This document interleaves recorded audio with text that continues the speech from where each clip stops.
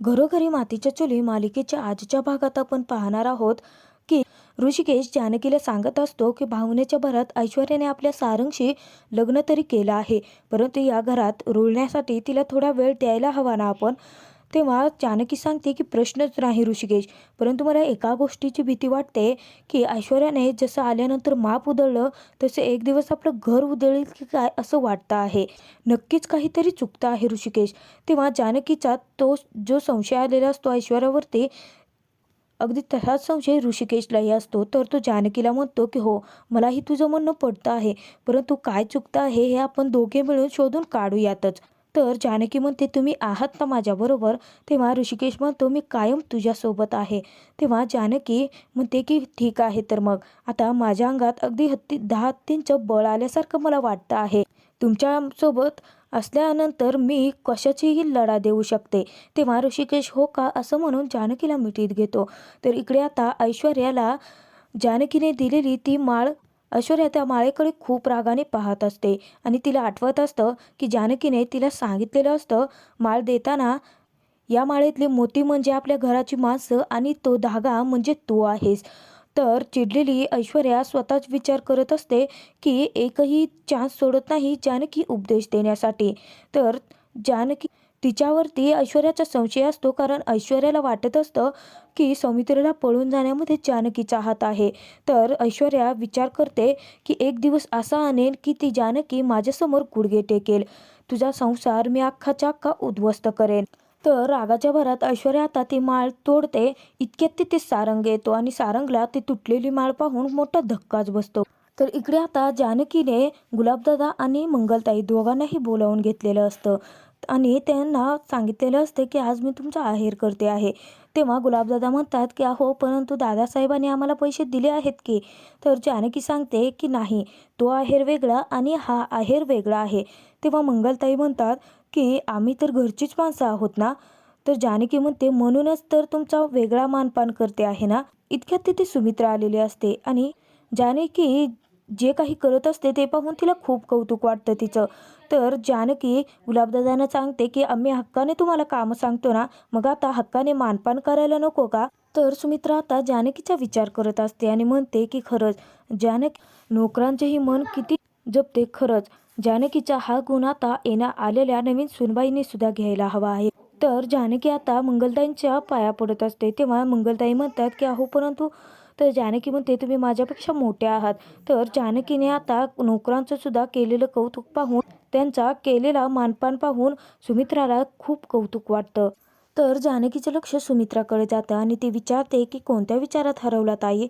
तेव्हा सुमित्रा जानकीला म्हणते की काय नाही, तू जसं या घराचं घरपण जपतेस ती गोष्ट आता नवीन सूनबाईला जमेल की नाही हाच प्रश्न पडला आहे.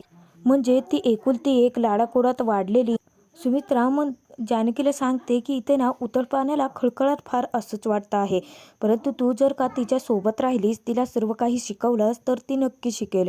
त्यावरती जानकी सुमित्राला सांगते आई, ही गोष्ट मला सांगावी लागेल का, हे तर माझं कर्तव्य आहे ना.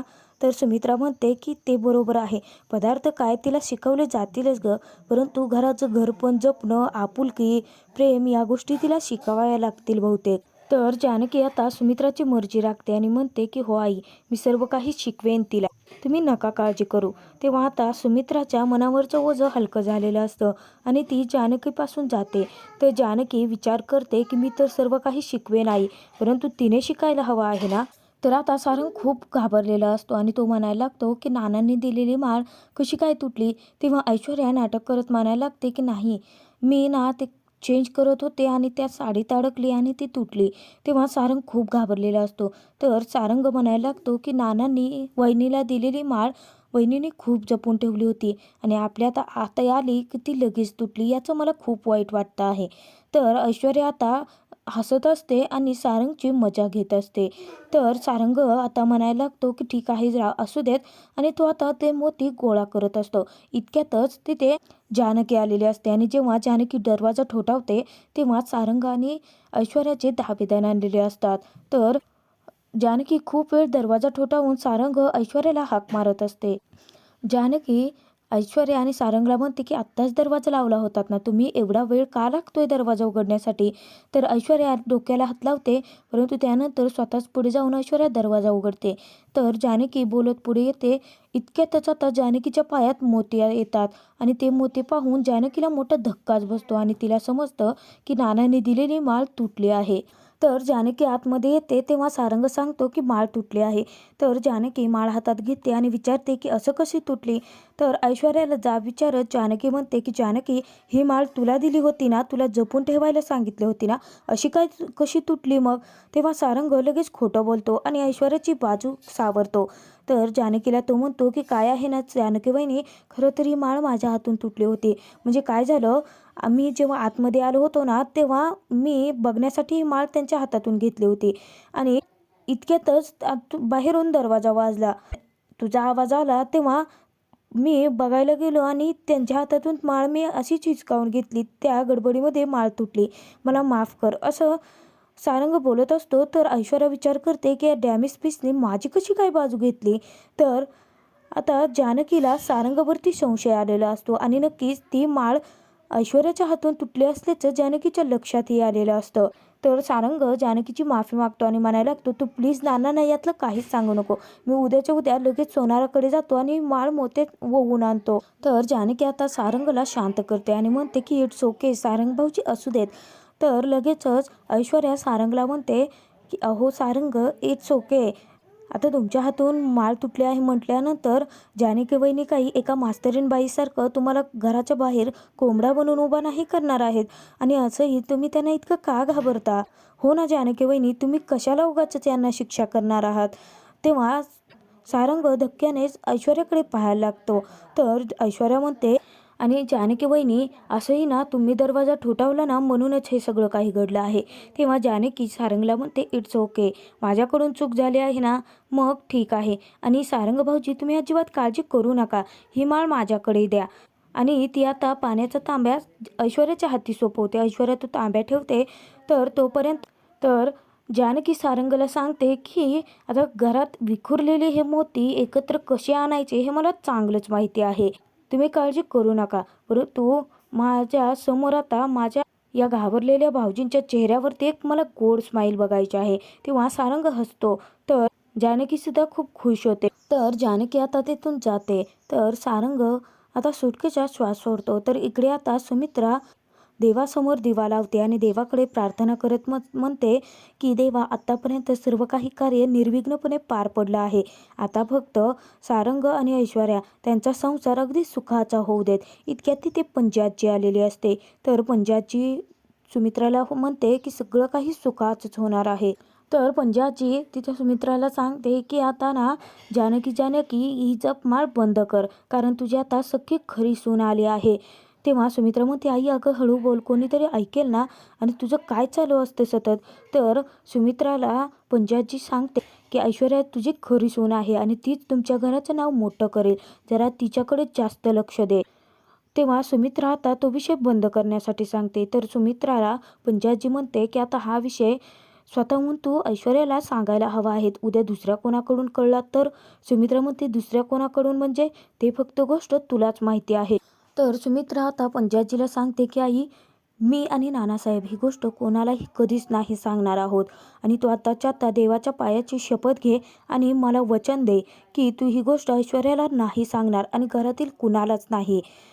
आणि जर तू असं काही केलंस तर तुझ्या मुलीचं मेलेलं तोंड बघशील, असं म्हणून आता तिथे पंजाजीला शपथ घ्यायला लावून सुमित्रा रागानेच तिथून निघून जाते. तर पंजाजी आता स्वतःशीच म्हणत असते की सुमित्रा, ही गोष्ट कितीही लपवण्याचा प्रयत्न केला तरी एक ना एक दिवस ती बाहेर येणारच आहे. सत्य असं किंवा तसं कधी ना कधी तरी कळणारच आहे. परंतु मी आता माझी पार्टी बदलली आहे आणि माझी पार्टी आहे ऐश्वर्या.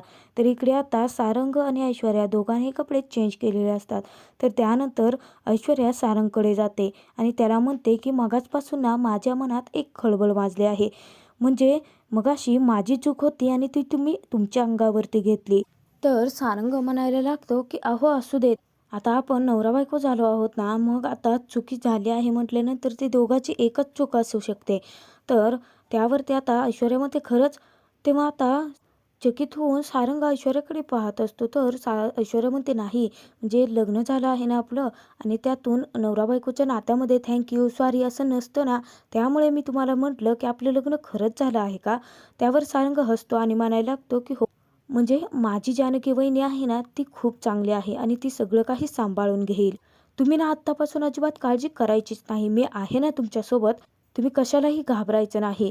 तर ऐश्वर्या सांगत असते, हो मग अशी माळ तुटली ना अचानक जानकी वहिनी आल्या तेव्हा मला खूप भीती वाटत होती, परंतु तुम्ही माझी बाजू सावरून घेतली त्यामुळे सर्व काही निभावलं.